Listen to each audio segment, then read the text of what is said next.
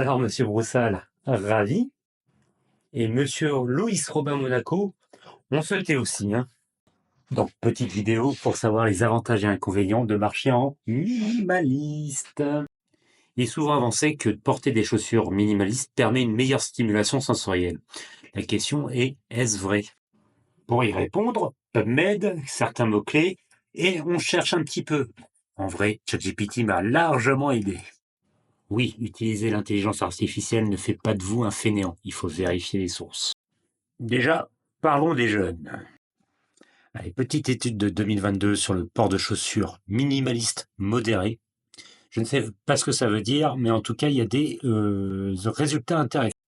Ce papier a tendance à montrer que l'équilibre est amélioré chez les enfants qui portent ce genre de chaussures, mais également une meilleure force de la luxe, donc c'est-à-dire du gros orteil, qui est corrélée à une meilleure longueur de saut.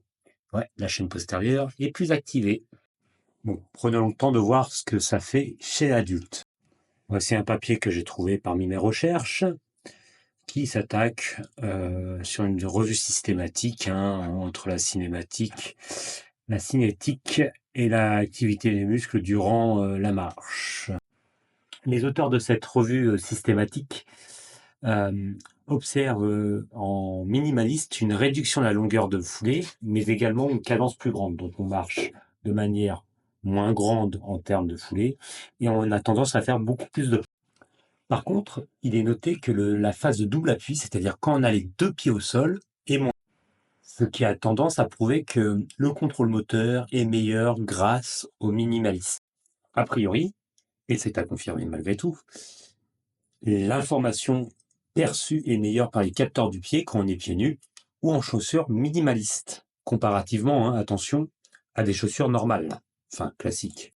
Ce qui me fait marrer, c'est que je suis tombé sur beaucoup d'études sur les talons hauts et c'est une catastrophe. Arrêtez de mettre des talons hauts, c'est une ineptie.